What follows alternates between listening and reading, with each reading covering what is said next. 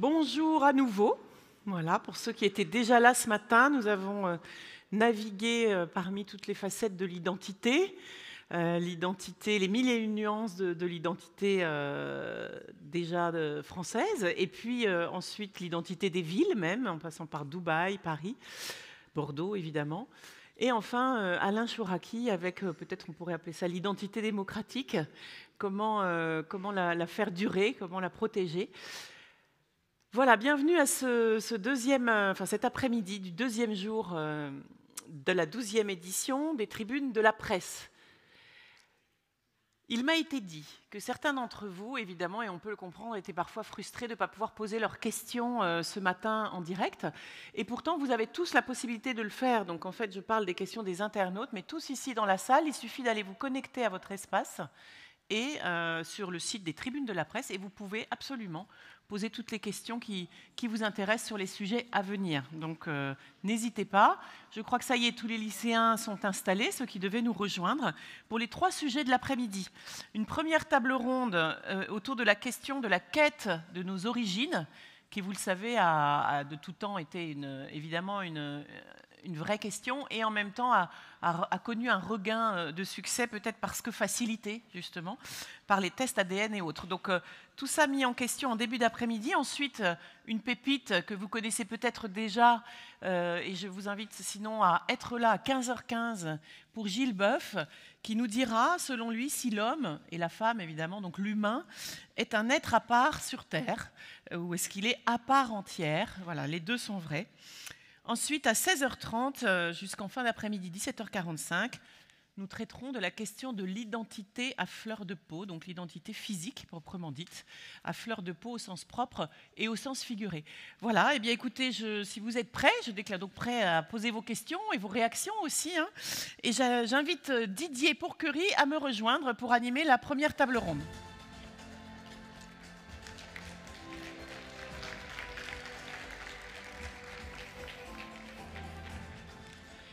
Et Didier, ça n'est pas parce qu'on te voit beaucoup que certains ici ne te connaissent pas encore.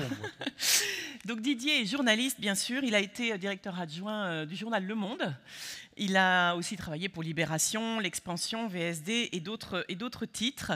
Et puis, vous avez fondé le média associatif que je vous conseille d'aller découvrir en ligne et qui s'appelle The Conversation. Je ne sais pas comment il faut le prononcer exactement, moi je le dis comme ça.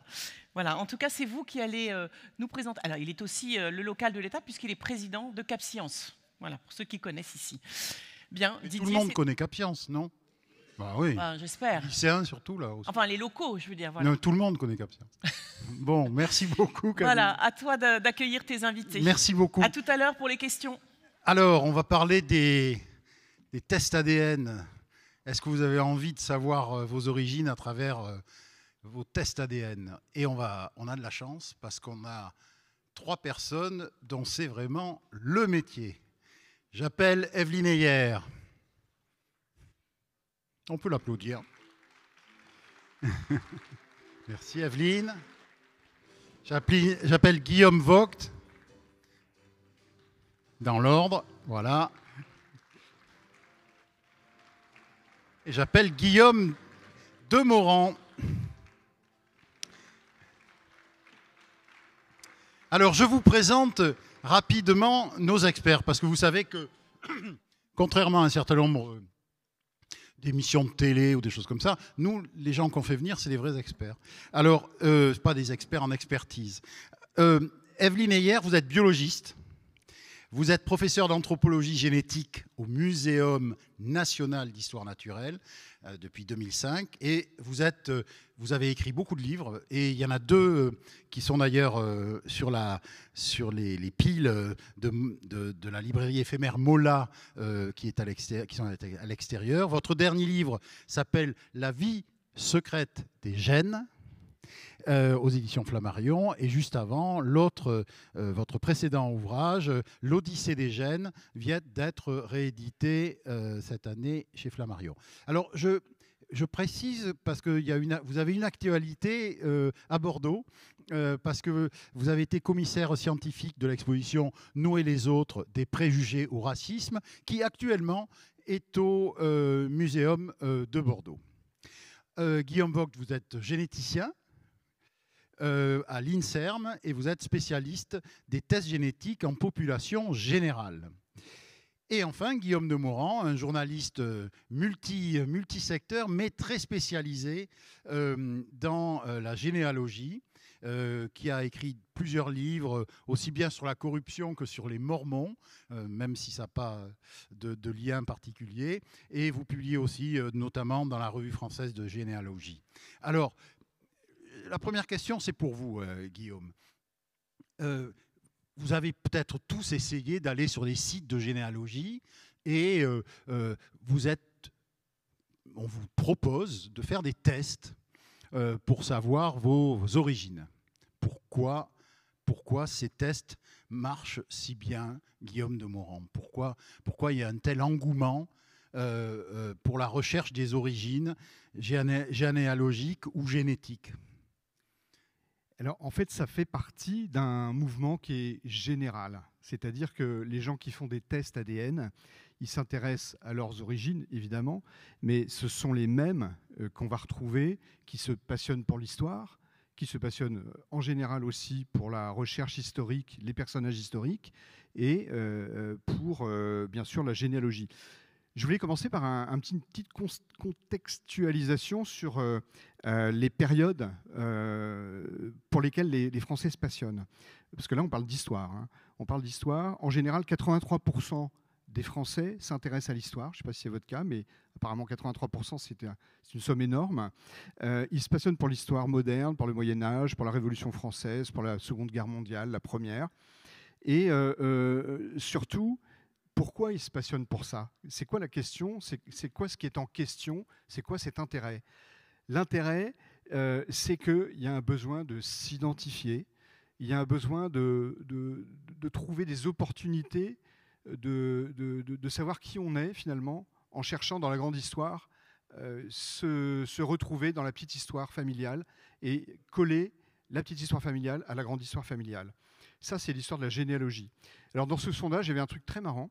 Il y avait, on avait posé la question aux Français, c'est un sondage qui date de l'été dernier, hein, donc qui est très récent. On avait posé la question aux Français si vous aviez l'opportunité de vous entretenir avec des personnages célèbres de l'histoire de France, eh bien, quel Français, quel personnage vous aimeriez, avec qui vous aimeriez échanger? Alors, il y avait le général de Gaulle qui arrivait en premier, on ne sait pas pourquoi. 18% des Français voulaient bien parler avec le général de Gaulle, 16% avec Simone Veil et 16% aussi avec Bonaparte. On note aussi, et je vois qu'il y a une assemblée qui est plutôt jeune ici, que les plus jeunes gens, les moins de 35 ans, ils souhaiteraient davantage converser avec Simone Veil, ou même à 19%, ou même Jeanne d'Arc, ce qui était un petit peu plus surprenant. Donc la raison qui les pousse à tout ça, qui vous pousse et qui nous pousse à nous intéresser à nos racines, à notre histoire, à nos histoires, parce qu'il ne faut pas avoir une vision trop étriquée de tout ça, c'est que la plupart des gens déclarent que cette réflexion, elle est nécessaire pour appréhender le monde contemporain, pour que ce soit quel que soit le but, c'est souvent de comprendre ses propres racines culturelles, les racines culturelles des sociétés dans lesquelles on vit lorsqu'on a nos propres racines ailleurs, et aussi le désir d'avoir une bonne culture générale. Je voudrais juste finir ce petit tour d'horizon contextuel par un autre sondage qui portait sur la généalogie, celui-ci. Il a été initié par le portail Généanet et il disait que 7 Français sur 10 sont intéressés par la généalogie. Et ça, c'est un sondage IFOP. Ils sont intéressés par leurs racines et leurs origines. Et si on creuse un peu plus loin, on s'aperçoit que ce sont beaucoup de femmes. Alors, je ne sais pas pourquoi les femmes sont plus intéressées par la généalogie que les hommes. Et elles se révèlent être plus intéressées lorsqu'elles habitent notamment la région parisienne. Alors ici, on n'est pas dans la région parisienne, mais je suis persuadé qu'il y a beaucoup de gens qui s'intéressent à la généalogie. Alors, qu'est-ce qu'on fait quand on s'intéresse à la généalogie? Et après, je vais venir au sujet de la génétique. Quand on fait, parce que tout ça, c'est lié, quand on fait sa généalogie, l'idée, c'est de construire son arbre généalogique, c'est-à-dire d'identifier ses ancêtres, et puis de tellement bien les identifier qu'on va les mettre dans des petites cases pour former ce qu'on appelle un arbre généalogique. C'est une des représentations de la généalogie. Mais aussi, cet arbre, de plus en plus, on va pouvoir l'illustrer on va pouvoir l'agrémenter de choses diverses et variées. Et notamment, grâce au progrès de la technologie, on va pouvoir mettre des photos de ses ancêtres, et notamment parfois des photos animées. Bon, ça c'est un détail, mais il y a un opérateur de généalogie qui propose de mettre des photos de vos ancêtres et puis d'en faire des vidéos plus ou moins souriantes. Vous voyez votre arrière-grand-mère qui a vécu, je ne sais pas, dans les années 1900 ou 1920, et tout d'un coup elle s'anime. C'est un peu comme dans Harry Potter, les personnages qui s'animent. Alors, la généalogie, c'est aussi, et ça c'est très important, c'est aussi une mise en relation. C'est une mise en relation avec des cousins potentiels ou des cousins éloignés pour savoir si on est, si on a un lien de parenté et d'où il vient. Et c'est aussi une occasion donc de rencontre. C'est pas quelque chose qui se pratique uniquement derrière un ordinateur et qu'on prend plaisir à faire pour soi tout seul. L'idée, c'est de partager ces recherches.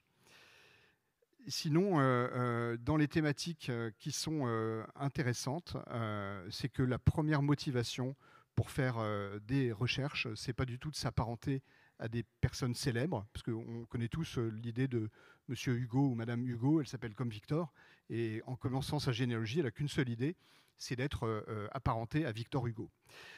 Évidemment, c'est complètement faux, ce genre de choses, ça ne marche jamais. Si vous appelez Hugo, vous avez très très peu de chances d'être un descendant ou apparenté avec l'écrivain. Donc la motivation, elle est ailleurs, elle est dans la recherche de racines, et on s'intéresse à ces racines. Pourquoi ? Alors, il y avait une explication qui était souvent donnée il y a encore quelques années. On disait que les gens ils faisaient de la généalogie parce que, à cause du déracinement. Alors, c'est quoi le déracinement, tel qu'il était expliqué à l'époque? C'était le fait qu'on descendait tous de familles qui avaient fortement bougé récemment.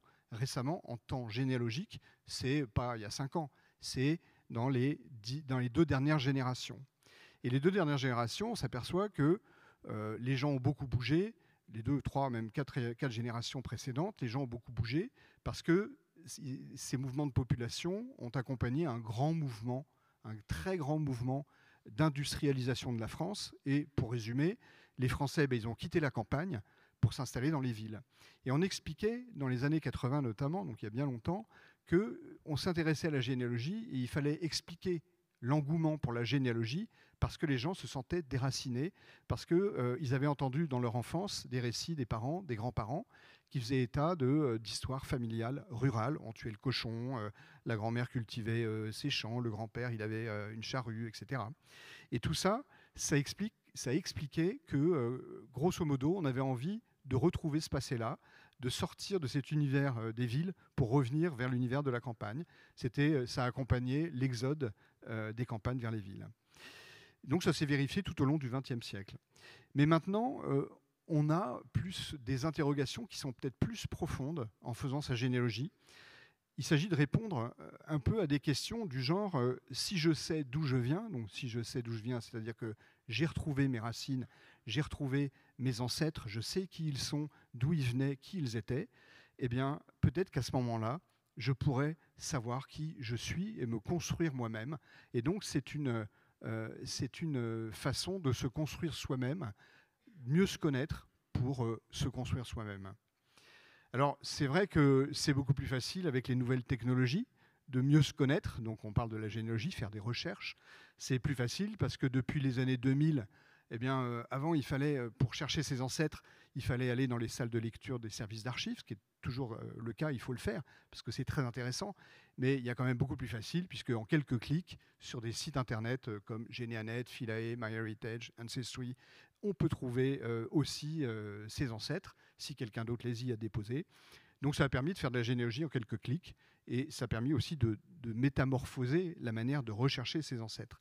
Donc c'est plus facile, il y a une vraie offre des services publics d'archives, parce que vous allez par exemple, on est ici en Gironde, si vous allez sur le site des archives départementales de la Gironde, vous allez trouver tout l'état civil ancien à partir des registres paroissiaux les plus anciens, c'est-à-dire des années 1500 pour les villes en général, et 1600, 1650 pour les bourgades plus rurales. Eh bien, tout ça, vous allez le trouver gratuitement et très facilement, quelques clics, sur le site des archives départementales de chaque département. Donc ici en Gironde, il y a un site qui est particulièrement bien nourri, dans lequel vous pouvez tout trouver. C'est gratuit, c'est ludique, c'est même presque obsessif parfois. Hein. Il y a des gens qui passent des années à éplucher des registres. Et puis, il y a aussi l'émergence, depuis une vingtaine d'années, d'une véritable offre commerciale avec des portails de généalogie, comme ceux qu'on a cités. Hein. Il y a Généanet, il y a Philae, il y a MyHeritage, il y a, les Français, c'est Généanet et Philae, hein, les autres sont des portails internationaux, et avec un vrai secteur privé et un vrai secteur concurrentiel. Et c'est pour ça que je voulais venir à ça aussi, c'est qu'on a un aspect juteux, et c'est dans le titre hein, de cette intervention, on a un aspect juteux, ça veut dire qu'il y a un vrai marché, il y a une vraie concurrence. En 2021, les deux acteurs principaux français, Généanet et MyHeritage, ont été rachetés pour des sommes qui sont restées confidentielles, mais moi j'ai les chiffres. C'est plusieurs dizaines de milliers d'euros pour MyHeritage qui a été racheté, pour Philae qui a été racheté par MyHeritage, et pareil, quelques dizaines de millions d'euros pour Généanet qui a été racheté par le leader mondial de la généalogie qui s'appelle Ancestry. Donc il y a un vrai marché, et ce marché, c'est là où je voulais en venir, ce marché, il est particulièrement porté par quelque chose qui est complètement nouveau dans la recherche des origines, par l'ADN. L'ADN exerce un puissant effet attractif. Il y a des pubs un peu tapageuses à la télévision, sur Internet. On fait croire aux gens qu'ils vont faire leur généalogie simplement avec un test ADN, ce qui n'est pas tout à fait le cas.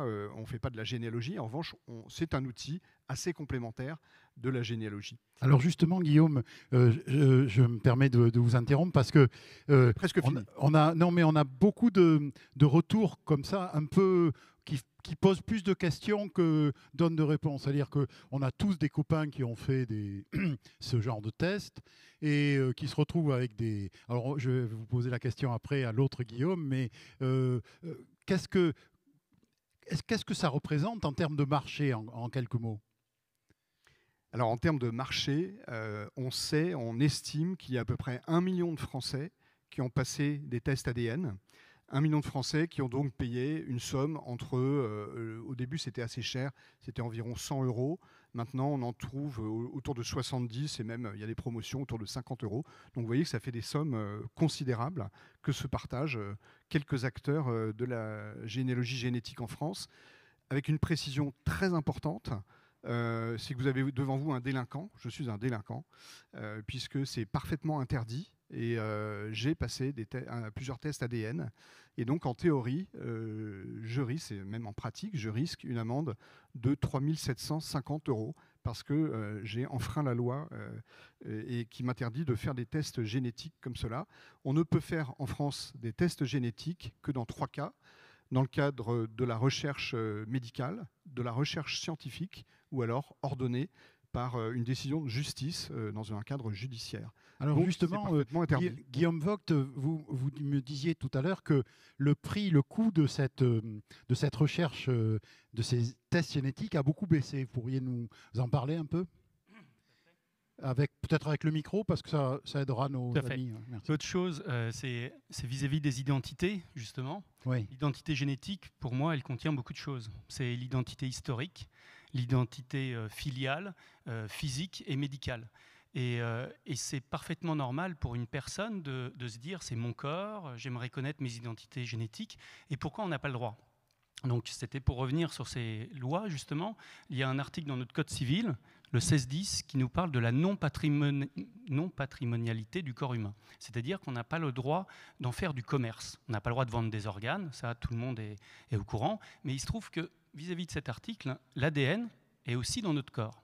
Et donc elle tient exactement les mêmes règles. C'est pour ça qu'il y a des cadres très spécifiques, le 4e étant à l'étranger pour faire des tests génétiques par l'armée française, pour faire des tests génétiques. Donc c'est pour cette raison que, effectivement, toute personne qui fait un test génétique, un Français qui fait un test génétique en France ou à l'étranger est censé être puni de 3 750 € d'amende.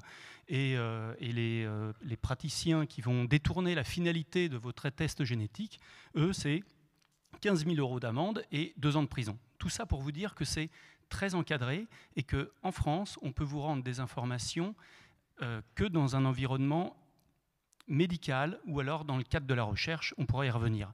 Mais la chose, pourquoi aujourd'hui vous êtes beaucoup d'entre vous, enfin, on va dire 1 million, 5 millions d'entre vous sont intéressés de faire des tests ADN, c'est que vous ne savez pas trop quoi trouver, vous entendez qu'on peut voir vos origines géographiques, etc.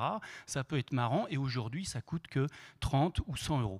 Alors que il ne faut pas oublier qu'en 1990, le premier génome qu'on a fait, on a mis à peu près une dizaine d'années à le faire et ça a coûté 2-3 milliards de dollars et le monde entier a fait un génome, une coopération mondiale. 10 ans plus tard, ça c'était plutôt un projet public, 10 ans plus tard, vous avez un projet privé avec Craig Venter, Celera, qui va faire dans les années 2000 ce génome pour 300 millions d'euros à peu près, 200-300 millions d'euros en 2-3 ans. Et à partir des années aujourd'hui, des années on va dire 2010, on avait ça dans les 3 000 € et aujourd'hui on a un génome entier. On peut en trouver, alors si vous le payez 500 €, c'est que vous avez donné beaucoup d'informations avec, mais 1 000 € c'est le prix qu'on peut espérer dans la communauté scientifique pour faire un génome de qualité aujourd'hui. Donc c'est pour cette raison qu'aujourd'hui, ces tests génétiques que vous faites déjà ne sont pas des génomes entiers quand vous avez 30 ou 100 €, c'est juste à peu près 600 000 petits points sur votre génome pour essayer d'en sortir quelques informations. Et donc vous avez ces informations géographiques et puis quelques informations médicales, mais je ne vais pas m'attarder dessus, qui sont totalement hors de propos, puisque ce ne sont pas des tests qui sont préconisés pour les tests médicaux. Donc, alors justement, voilà. Evelyne, et hier, je voulais qu'on passe à ça. Essayons de se concentrer sur cette quête des origines. Quel rapport on fait entre se faire un test ADN et son identité ? C'est une question intéressante. Vous savez, comme tout être humain, que vous avez ce qu'on appelle des identités multiples que vous pouvez souhaiter de mettre en avant. Par exemple, moi, je suis une scientifique, mais je suis aussi une femme.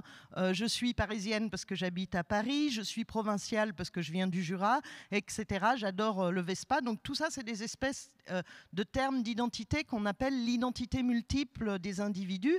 Et effectivement, avec ces tests d'origine, on peut rajouter un autre composante de son identité, à savoir d'où viennent nos ancêtres. Alors comme tous les êtres humains, on a des ancêtres migrants, on va avoir en général une multitude d'ancêtres qui viennent d'endroits différents et ça peut constituer une des parts de notre identité. Et en fait, le travers malheureusement de ces tests, c'est que dans certains cas, ça va enfermer l'identité. C'est-à-dire qu'il y a des gens qui vont résumer ce qu'ils sont à leur identité génétique. C'est par exemple le cas des mouvements d'extrême droite qu'on appelle les alt-right aux États-Unis, qui vont faire ces tests pour mettre en avant leurs origines européennes, une identité génétique qui va prendre le pas sur toutes les autres identités. C'est-à-dire ils ne se définissent plus que par ça. Donc, ces tests génétiques sont, à mon avis, récréatifs, sympathiques. Il y a des petits... on pourrait retourner dans les détails de comment ça marche, là où c'est exact et là où c'est faux. Mais c'est seulement une des composantes de l'identité. Il faut que ça reste quelque chose de récréatif. Il ne faut pas que ça devienne quelque chose qui prime au niveau de la constitution de l'individu. Et juste pour venir sur cette histoire de quête des origines, moi j'ai la chance de faire du terrain, d'aller dans plein d'endroits dans le monde où je fais des échantillonnages de population, c'est-à-dire où je demande à des participants de participer à mes projets et ils vont me donner leur ADN. Et dans tous les pays du monde, quand vous dites que c'est pour reconstituer l'histoire, l'origine et d'où on vient, ça marche, ça intéresse tout le monde. Tous les humains ont cette quête de d'où on vient. Donc c'est pas très surprenant que ces tests d'origine génétique marchent si bien. Et ces tests, en l'occurrence, ils vous disent quoi? Parce que vous avez tous entendu, on a tant de pourcents qui viennent de là, tant de pourcents qui viennent d'ici, etc. D'abord, qu'est-ce que ça dit? est-ce que c'est précis, qu'est-ce que ça dit? Et deux, est-ce que c'est fiable, quoi? Alors, je vais vous le résumer très facilement. Votre ADN, c'est une très grande molécule qui fait 5 milliards de paires de bases, c'est-à-dire 5 milliards de lettres, et les 4 lettres, c'est ACTG. 5 milliards, c'est une encyclopédie de 600 000 pages. Et donc, comment fonctionnent ces tests? Il faut imaginer qu'ils coupent votre ADN en plein de petits bouts, et pour chaque bout de votre ADN, ils le comparent à ce qu'on appelle des populations de référence. Donc, par exemple, des Italiens, des Espagnols, des Amérindiens, des Sénégalais, etc. Et donc, ils vont regarder pour chacun de votre bout d'ADN à qui il ressemble le plus. Et à partir de là, ils vont dire, vous avez 10% de vos morceaux d'ADN qui sont plutôt italiens, 20% qui sont plutôt sénégalais, 30% qui sont plutôt chinois. Et donc, ça marche pas mal. Le problème, c'est que ça dépend des populations de référence. Par exemple, en général, on ressemble génétiquement aux individus qui ont les ancêtres qui viennent à peu près du même endroit.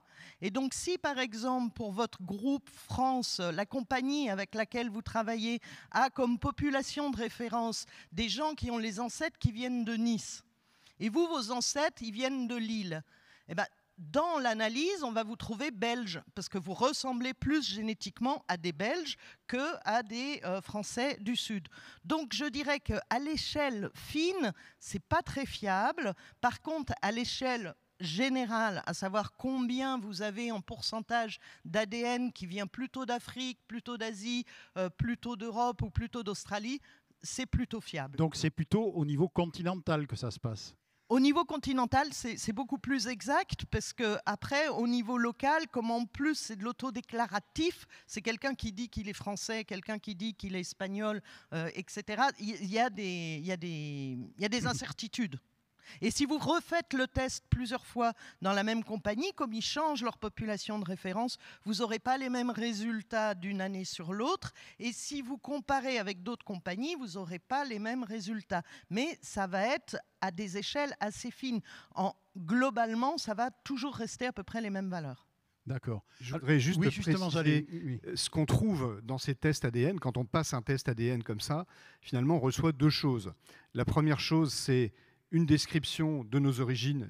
Alors, les Américains, ils appellent ça ethnique, et quand c'est traduit en français, parce qu'on n'a pas le droit de parler d'ethnique en France, on appelle ça des origines géographiques. Mais ça revient au même, hein, c'est savoir d'où on vient, quels sont les pourcentages qu'on a de, vous disiez tout à l'heure, des origines irlandaises, d'autres ibériques, etc. Et pour moi, c'est un petit peu gadget. C'est juste, je suis très content d'avoir cette espèce de petit drapeau derrière moi qui inclut plein d'origines différentes, nordiques, ibériques, etc. Mais la deuxième chose qu'on nous propose quand on est chercheur en généalogie, c'est évidemment de récupérer les données de ce test et de les déposer sur des bases de données. Alors là, attention, parce qu'il y a base de données et base de données. Il faut toujours faire très attention quand on dépose ces données génétiques quelque part. Il faut prendre quelques précautions. Moi, j'ai écrit quand même beaucoup de fois des articles sur ce sujet. Il faut éviter de donner son vrai nom. On prend une espèce d'adresse mail qu'on a composée chez un opérateur. On brouille un peu les pistes pour pas qu'on puisse associer de manière évidente votre profil génétique à votre identité civile, à votre état civil. Et donc ça sert à quoi? Ça sert à être mis en relation avec des cousins potentiels, avec des gens qui partagent les mêmes mutations génétiques. Et plusieurs fois, moi, j'ai reçu des alertes. Alors, ce n'était pas en France, c'était par MyHeritage, parce que MyHeritage a une énorme base de données de gens qui ont passé leur test génétique, des Français. Hein, et j'ai reçu plusieurs fois des alertes en me disant « Votre petite cousine vient de déposer ses données génétiques ». Et ça m'a fait quoi, moi, comme chercheur en généalogie?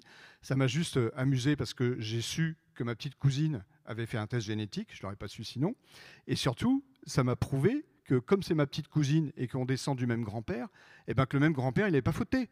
Parce que forcément, on a les mêmes gènes. Mais alors, encore une fois, là, on parle de choses très graves qui sont mélangées à des choses très légères. Moi, je parle d'un loisir, mais pour exercer ce loisir, qui va me permettre de me construire peut-être une identité, eh bien, j'utilise des outils scientifiques dont c'est même presque un petit peu du gâchis. Les Américains, ils parlent de la génétique pour s'amuser. La génétique, est-ce que c'est fait pour s'amuser? Ça, c'est une vraie question. Mais en tout cas, moi, je m'amuse avec la génétique, oui. Alors, Guillaume Vogt, il y a une question que je suis sûr qu'il y a beaucoup de gens qui se posent ici. Ces études, ces tests, les résultats de ces tests, ils sont stockés où et par qui? Est-ce que vous pourriez nous expliquer un peu, nous donner quelques éléments? Parce que là, vous voyez, on a parlé d'entreprises américaines qui nous vendent des tests. On le fait. Alors, bien sûr, c'est des tests relativement rustiques.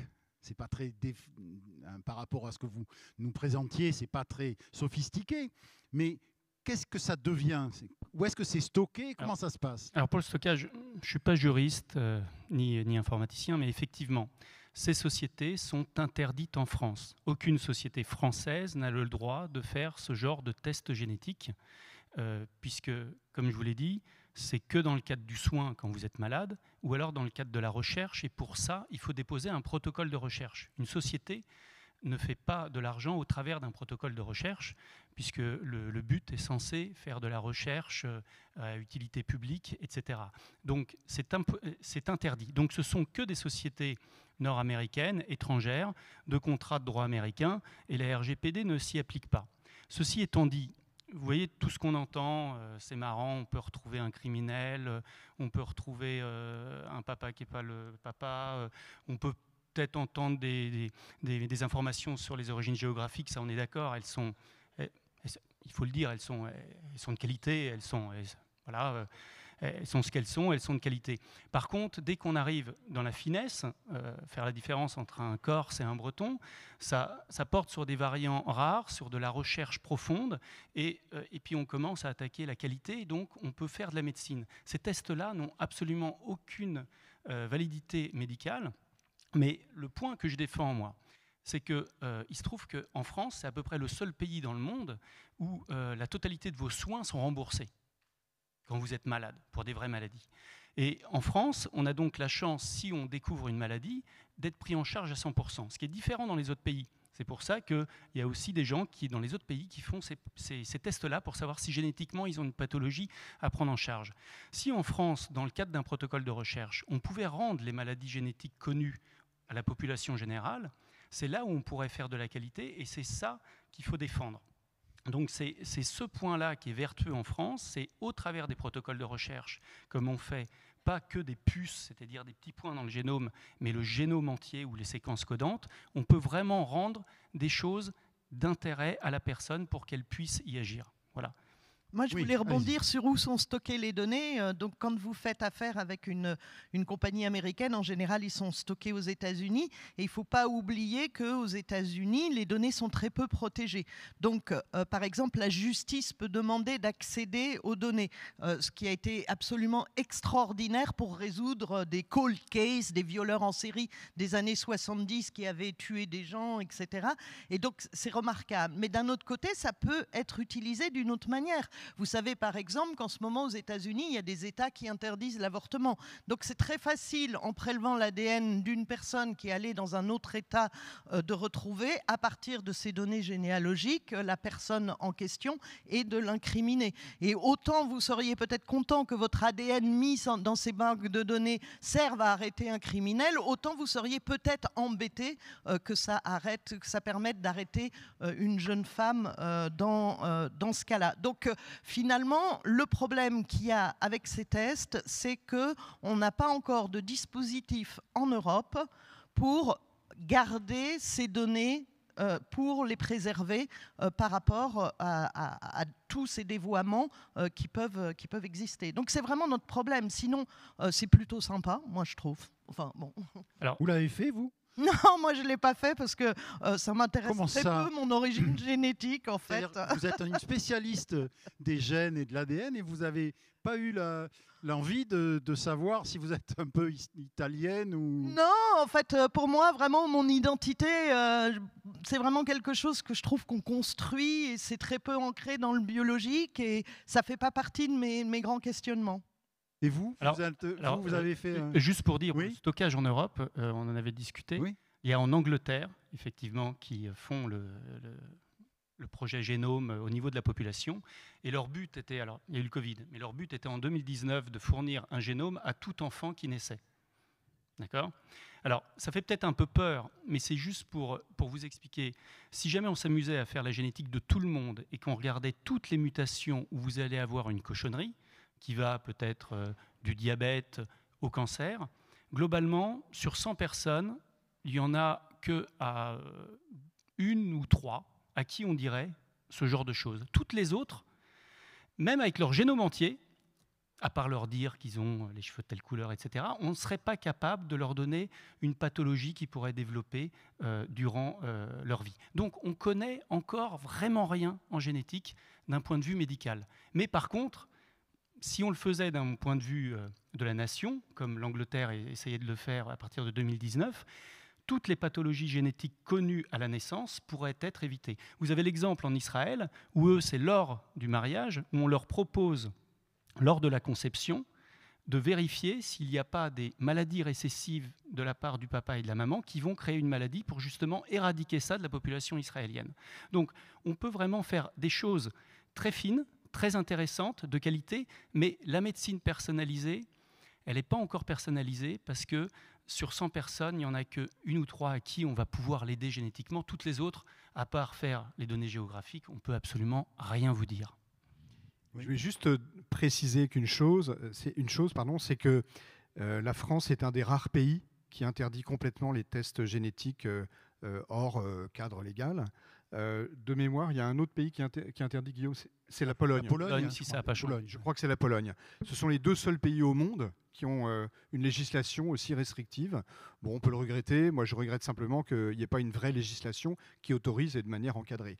Mais ça, c'est un fait. Pour revenir à l'identité, qui est notre sujet, je fais toujours un comparatif entre l'ADN. Moi, je passe un test ADN. Qu'est-ce que j'obtiens ? Finalement, c'est un fichier Excel avec 650 ou 680 000 lignes. Vous imaginez ce que ça peut faire, un fichier Excel avec 680 000 lignes qui reprennent toutes les variations génétiques, les petites modifications des gènes avec enfin, on ne va pas rentrer dans le détail, mais ça fait 680 000 lignes. Qu'est-ce que je peux en faire ? Rien. Et ça me fait toujours penser à ces généalogistes qui construisent un arbre généalogique, ils veulent l'arbre généalogique le plus grand possible. Ils le veulent avec... alors ils partent d'eux, alors il y a les parents, les grands-parents, là, et puis ils construisent un arbre généalogique. Et finalement, ils se retrouvent avec un truc immense qui fait la taille de cette pièce, dont ils ne savent rien. C'est qui ce monsieur-là ? Il s'appelait Albert Dupont, il est né en 1832, il est mort en 1925, etc. Quel est l'intérêt de faire ça ? Ça n'a aucun intérêt. Moi, quand je fais de la généalogie, je veux vraiment savoir qui était Albert Dupont et sa femme, ce qu'ils ont fait. Il était charcutier, il a tenu une boutique, il avait son magasin, il habitait à Dinan, il était conseiller municipal, il était engagé dans je ne sais pas quelle chose. Sa femme, ils ont eu 12 enfants, parce que je ne sais pas pourquoi. Et j'essaie d'expliquer, de donner de la chair et d'expliquer qui étaient ces gens, qui étaient mes ancêtres. Alors l'ADN, il ne va rien vous amener par rapport à ça. L'ADN n'apporte rien à part, et ça c'est très important, c'est une mise en relation avec des vrais gens qui sont vos vrais cousins. Et c'est pour ça que c'est intéressant en généalogie. Et c'est pour ça que c'est intéressant pour se construire une identité, parce qu'on se connaît aussi en connaissant sa famille. Et ça donne aussi l'opportunité à des tas de gens qui n'ont jamais pu connaître leur famille. Et ça, c'est des cas que j'ai souvent exposés dans des articles que j'ai pu écrire dans différents magazines.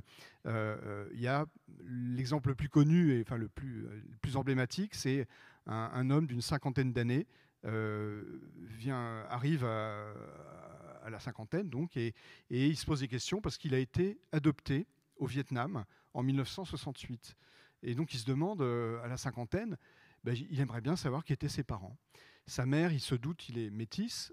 Sa mère, il se doute bien qu'elle était plutôt vietnamienne. Et son père, il a quand même un gros doute. On est en pleine guerre du Vietnam. Ça pourrait être quand même, puisqu'il est métisse, un occidental. Quels étaient les occidentaux qui étaient présents au Vietnam en 1968 ? Évidemment, les Américains, les GI. Il fait un test ADN et très rapidement, il rentre en contact avec quelqu'un qui partage énormément de données génétiques en commun avec lui.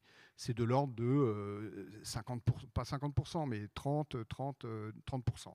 il rentre en contact avec lui et il se pose des questions. Il lui demande, alors, et c'est un homme, et il lui pose la question. Donc, cet homme de 50 ans français adopté au Vietnam demande à cet Américain, est-ce que tu es mon père? L'autre lui dit, bah non, j'ai 30 ans, toi tu as 50 ans, tu peux pas être mon père, je peux pas être ton père. Bon, très bien. Est-ce que quelqu'un dans ta famille a déjà fait la guerre du Vietnam? J'en sais rien, bah non, peut-être, non, mon père n'a pas fait la guerre du Vietnam, il était trop jeune. Peut-être mon oncle, le frère de mon père. Et de fil en aiguille, il tombe sur l'oncle. Et l'oncle, qui est un Américain à la retraite, un couvreur, un charpentier, envoie d'abord balader ce type qu'il ne connaît pas, une espèce de Français métissé, je ne sais pas quoi, il est très inquiet, l'Américain, on va me piquer mon pognon, et il l'envoie balader. Et finalement, cet homme de 50 ans, il réussit à convaincre le charpentier américain de passer un test ADN, et à partir de ce moment-là, quand il a eu les résultats, le charpentier, la mémoire est revenue. La mémoire est revenue. Le charpentier, quand il avait 18 ans, il était envoyé au Vietnam. C'était un GI. Il était travaillé dans un régiment d'hélicoptères. Il a eu une aventure avec une jeune Vietnamienne et il ne le savait pas. Enfin, il a toujours dit ça à son fils biologique. Il ne le savait pas, mais cette jeune Vietnamienne était enceinte. Et quand son régiment est parti du Vietnam, il n'a jamais su que cette jeune femme était enceinte et il a donc toujours ignoré l'existence de ce fils biologique. Eh bien, c'est une belle histoire parce qu'elle se termine bien.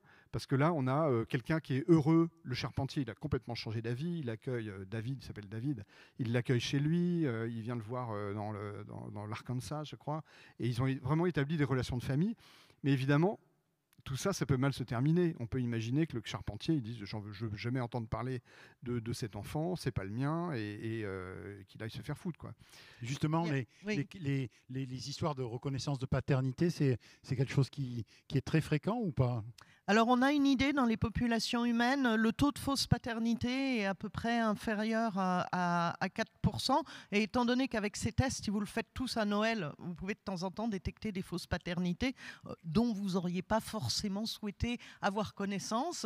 Donc, il faut quand même avoir un ordre de grandeur. Et pour rebondir là-dessus, il y a un très bon reportage qui avait été fait sur la télé suisse où il montrait justement des exemples où c'était absolument bien heureux et des exemples où c'était catastrophique. Quoi. Alors, donc, bon, n'oubliez jamais que votre ADN n'est pas seulement le vôtre, c'est aussi celui de tous vos apparentés. Vous le partagez. Donc, un test ADN vous engage, mais n'engage pas que vous. Alors, Guillaume Vogt, moi j'ai une question pour rebondir sur ce que disait l'autre Guillaume sur le cadre juridique. On a quelque chose en France qui s'appelle la CNIL. Qu'est-ce que la CNIL a à dire là-dessus, s'il vous plaît? Alors, il se trouve que on vous a dit que l'analyse génétique était interdite. Il y avait certains cadres légaux. Quand vous êtes malade pour une pathologie en particulier, un généticien peut vous prescrire un test génétique et ça se fait. Il y a une autre possibilité aussi, c'est dans le cadre de la recherche. Donc la recherche, elle est encadrée dans le Code de la santé publique et ce qu'on doit faire en premier, c'est expliquer une finalité et la soumettre au comité de protection des personnes. C'est-à-dire que par exemple, on va faire un protocole de recherche pour regarder la couleur des cheveux ou alors un protocole de recherche sur le cancer du sein. Et donc vous allez rencontrer un médecin qui va vous expliquer, voilà, on fait pour rechercher que la couleur des cheveux, on ne regardera jamais rien d'autre que la couleur des cheveux ou que le cancer du sein. Et donc il y a un comité de protection des personnes qui est constitué exactement de la salle, c'est-à-dire des juristes, des personnes retraitées, des soignants, toute la civilisation française, enfin 1 millier de personnes, 2000 personnes peut-être en France participent à ça, et ils veulent savoir si on explique bien le projet, si c'est utile et si c'est pas méchant pour le participant, parce que la personne fait ça gratuitement, elle n'est pas dédommagée. Et une fois qu'on a fait ça, alors avant, c'était plus simple. Maintenant, avec la RGPD, on doit passer à la CNIL pour avoir une autorisation finale. Et là, c'est là où la CNIL, généralement, quand on fait que la couleur des yeux, que la couleur des cheveux, que le cancer du sein, que des maladies respiratoires, que des maladies d'intérêt public, etc., ça passe. Ce qui est problématique, c'est quand on va vouloir faire un projet comme étudier votre génome associé à des questionnaires. Parce que là, comme je vais pouvoir vous poser n'importe quelle question, on peut regarder tout votre génome et potentiellement vous rendre beaucoup de choses. Eh bien, ensuite, c'est une interprétation de la loi, c'est-à-dire que la CNIL, elle, va trouver que cette finalité n'est pas suffisamment restreinte, alors que dans la loi, article 16.10, il est écrit d'expliquer une finalité. Elle va aussi vous expliquer que dans le rendu des résultats que j'aimerais rendre aux 2 personnes sur 100, il se trouve que le législateur n'a pas tellement expliqué cette partie dans le cadre de la recherche. Et que si le législateur ne l'a pas expliqué, c'est que ça doit être interdit. Et donc, il y a une frilosité de la CNIL à donner son accord, parce que le problème, c'est que c'est un organisme indépendant. Ce n'est pas un organisme politique où on décide tout d'un coup d'avancer. Macron, en janvier, était en train d'expliquer qu'on a mis des semaines à recruter des gens qui avaient le Covid, parce que justement, les consentements, il n'y avait pas écrit qu'on pouvait recruter quelqu'un qui avait le Covid. Donc, on a été obligé de tordre un peu les consentements pour les grandes cohortes qu'on avait déjà constituées pour essayer de faire de la recherche. Donc, le problème de la CNIL, c'est qu'elle peut être excessivement bloquante pour des projets qui sont multithématiques. Quand c'est monothématique, ça passe, mais quand c'est multithématique, ça ne passe pas. Très bien. Une autre... Et on aurait aimé que la CNIL soit là pour en débattre, mais non, moi je voulais dire elle a préféré ne pas venir. Non, je voulais dire, moi qui fais beaucoup de projets de recherche, et notamment sur la diversité génétique des populations, que ce soit en France ou en d'autres pays, en général, on y arrive très bien. Je veux dire, il n'y a pas trop de soucis. Donc je veux juste vous rappeler, non mais c'est sympa ces tests, mais faites attention où vous mettez vos données. Mais comment on peut le savoir, ça? Vous êtes bien gentil en de dire fait, ça. c'est-à-dire qu'il faut bien lire tous les alinéas quand on envoie. Vous lisez, vous, avant de cliquer j'accepte? C'est tout en anglais en plus. Donc, oui, il faut bien lire avant de tout accepter, je pense. D'accord. Alors, est-ce qu'il y a des questions de nos amis internautes? Alors c'est vrai qu'il y en a qui portaient justement sur comprendre ce qui est peut-être une évidence pour vous, mais comprendre en quoi est-ce que c'est si grave finalement d'avoir accès ou pas à ces données. Alors à titre individuel, vous avez un peu répondu, mais peut-être à titre sociétal en entier, quels seraient les risques vraiment de dérive? Alors là, moi je veux répondre là-dessus parce que c'est vraiment un point important. Pourquoi ça marche bien aux États-Unis, qu'on a le droit de le faire et que ça marche pas en France? Parce qu'en France, on a une histoire et je suis désolée, il y a eu des fichiers avec des gens qui ont été identifiés et qui ont été tués pendant la Seconde Guerre mondiale parce qu'ils avaient été identifiés. Donc il y a toujours ce risque et cette pensée dans certains pays européens que finalement tout fichier qui permet d'identifier des individus pourrait être utilisé pour faire des malversations. Et donc on n'a pas du tout la même histoire qu'aux États-Unis, sans compter qu'aux États-Unis, au début, tous ces tests, ils ont été faits par les descendants d'esclaves qui voulaient savoir d'où ils venaient en lien avec l'esclavage. Donc c'était vraiment quelque chose, on va trouver extrêmement légitime. Donc on n'a pas la même histoire. Très bien. C'est ça qui explique, selon vous, la différence. Voilà, parce qu'aux États-Unis, ils se le mettent sous le sapin, quoi, en cadeau de Ah ben oui, Noël. mais on n'a pas la même histoire. On est des pays différents, on a un passé différent. Donc c'est normal aussi qu'on ait des contextes législatifs différents, que la société réagisse différemment par rapport à ça. Merci. Donc ça faisait partie des questions. Une autre question, alors je ne sais pas si l'un d'entre vous est au courant, mais l'armée américaine a interdit, en effet, alors peut-être vous l'avez dit, pardon, mais j'ai dû m'absenter une minute, l'armée américaine a interdit à ses soldats de procéder à ce genre de test, et on souhaitait savoir pourquoi. Quelqu'un souhaitait savoir pourquoi. Moi, ce que j'avais entendu dessus, c'est qu'il y avait deux craintes. Le crainte de révéler des maladies qui étaient inconnues. Et ça, de toute façon, d'une manière générale, aux États-Unis, il y a de plus en plus de mouvements qui déconseillent aux gens de faire de ces tests où ils vont rechercher des maladies parce qu'après, ils ne seront pas couverts par leurs assurances s'ils déclenchent une des maladies où il y a un facteur de risque qui a été identifié. Ça fait partie des risques, par exemple, voilà, des dérives. Bon, on n'a pas ce souci-là oui, c'est ce que disait Guillaume sur le fait que nous, on a une médecine gratuite et on n'a voilà, pas... Donc voilà. nous, on n'a pas ce problème-là. Et deuxièmement, je pense qu'il y a la crainte, je pense, avec l'ADN, de pouvoir identifier les individus. C'est-à-dire qu'avec l'ADN d'un individu, avec les bases de données notamment qu'il y a aux États-Unis, vous pouvez très facilement identifier un individu. Et donc, on imagine que si, par exemple, il y a des gens qui sont peut-être cachés dans les pays où ils vont, qui dépendent de l'armée, eh bien, ça peut poser un problème parce que, du coup, ils peuvent être identifiés. Oui, c'est pour les ingérences et les opérations spéciales, pour être sûr qu'un Américain est venu sur un terrain alors que les Américains ont dit qu'ils n'y sont pas. Donc c'est uniquement pour cette raison. D'accord, merci. Et puis une autre question qui a été posée, est-ce que quand on débat sur la question de l'ADN, est-ce qu'on n'est pas en train de débattre entre le déterminisme de l'inné, de l'acquis, enfin voilà, donc est-ce que... Comment...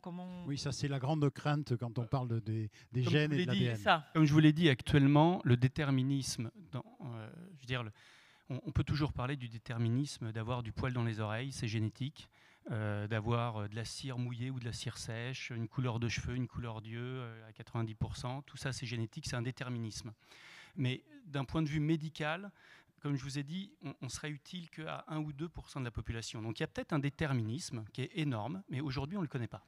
Donc, mais voilà tout ce qu'on vous qui êtes des scientifiques... Un Asiatique ressemble à un Asiatique, un Péruvien à un Péruvien, un Caucasien à un Caucasien, et là le déterminisme il est complet.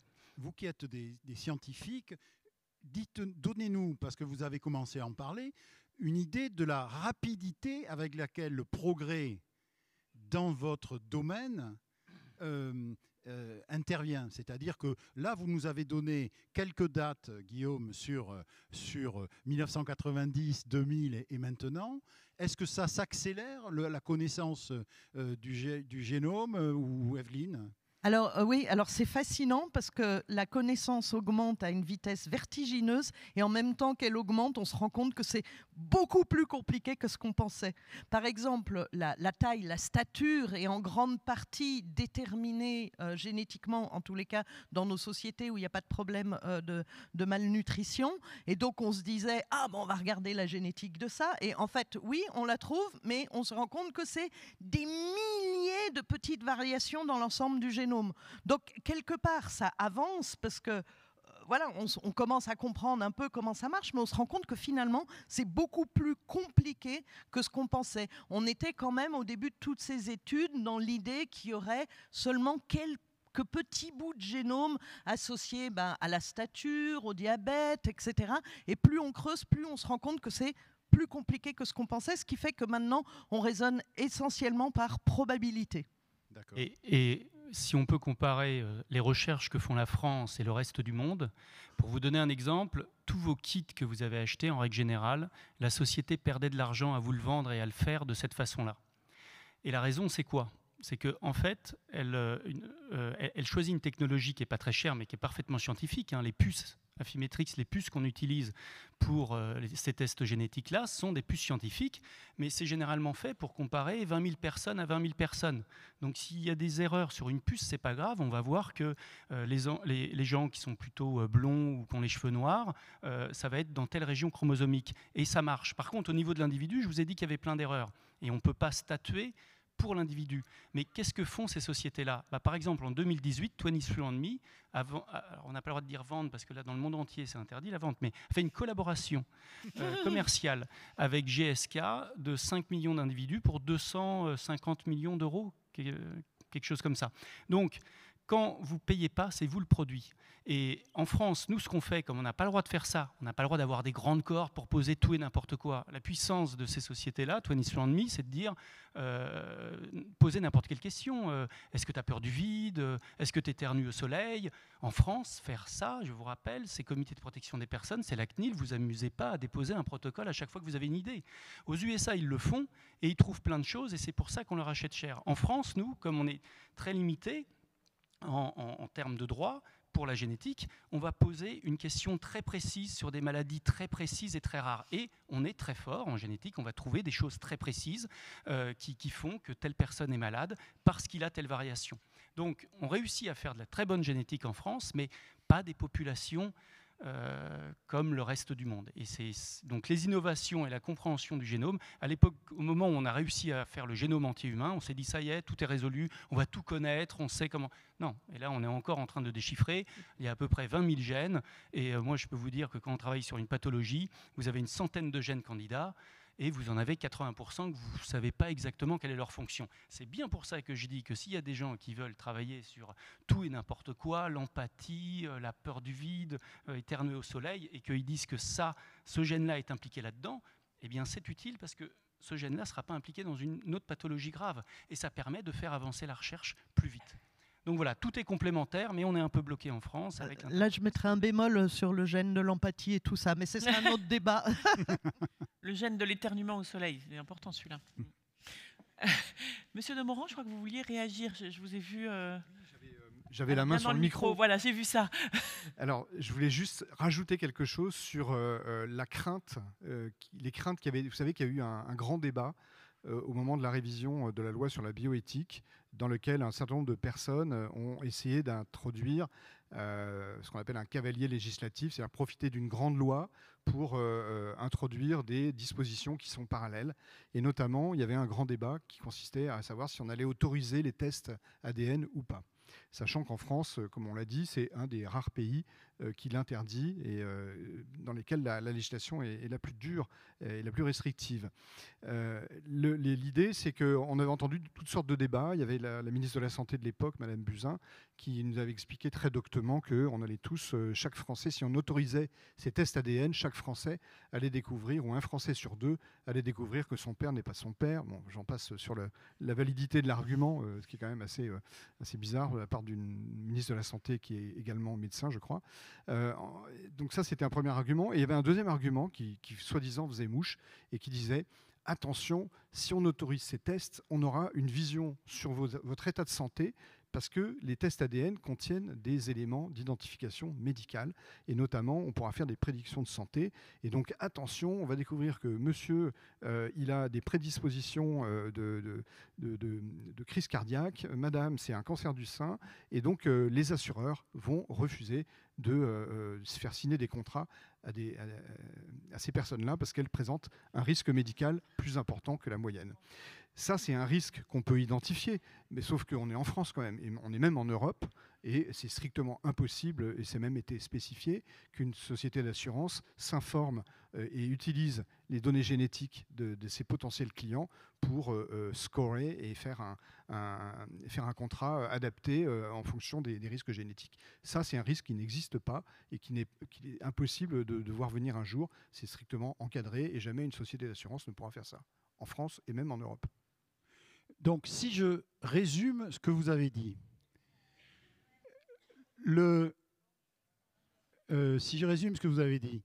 les tests qu'on achète pas cher pour savoir d'où on vient, ça peut être amusant, c'est à peu près fiable, disons, sur le continent, sur le continent d'où on vient. Pour trouver ses membres de sa famille et les origines géographiques, oui. D'accord. Mais interdit en France. Mais interdit en France. Bon, ben voilà, il n'y a plus qu'à. Et ça n'engage pas que soi, c'est ça que j'entends, c'est que l'ADN est partagé. Faites bien attention, votre ADN n'est pas... ça n'engage pas que vous, mais il n'est pas qu'à vous. Il y a peut-être un dernier point qu'on a survolé, je crois qu'on ne l'a même pas évoqué, c'est la généalogie génétique policière. Oui, mais ça c'est autre chose. Non, mais c'est vrai que c'est un vrai sujet. C'est un vrai sujet. Si jamais, et je plaide pas, je pas pour ça, mais si jamais on avait des bases de données génétiques comme aux États-Unis, oui, c'est-à-dire complètement libres, eh bien l'affaire Grégory, elle serait résolue depuis longtemps. Elle est très bonne, ta remarque. Pourquoi elle est très bonne? C'est parce qu'on a un fichier, on a le FNAEG. Seulement à cause d'être sûr de ne pas pouvoir retrouver l'individu si on perd ces fichiers, on n'avait que 10 ou 20 marqueurs. C'est-à-dire que quand vous avez une empreinte partielle, eh bien, les policiers ont des milliers d'individus dont aucun n'est identifiable. D'accord ? Donc, le problème, c'est que si on avait fait ça correctement, on aurait gardé l'ADN entier et avec la loi qui évolue, on aurait pu réanalyser éventuellement. À l'époque, ça coûtait cher aussi. Donc, 20 marqueurs, déjà, c'était beaucoup. Mais si on avait fait les choses correctement, aujourd'hui, ce fichier comporte 3 millions de délinquants en France. Eh bien, il est inutilisable dès que vous avez une empreinte partielle. Le problème, c'est qu'il ne contient pas que des délinquants. C'est ça le problème. Oui, c'est justement. Voilà, ça c'est un autre débat. Merci ça contient des personnes. Merci Evelyne de m'aider dans l'animation de cette table ronde. Bon, merci à vous, on les remercie vraiment. Merci. Alors les discussions peuvent continuer. Nous avons 10 minutes de pause, vraiment pour que vous puissiez poursuivre vos questions. Profitez de la librairie éphémère et on se retrouve à 15h15 pour la suite.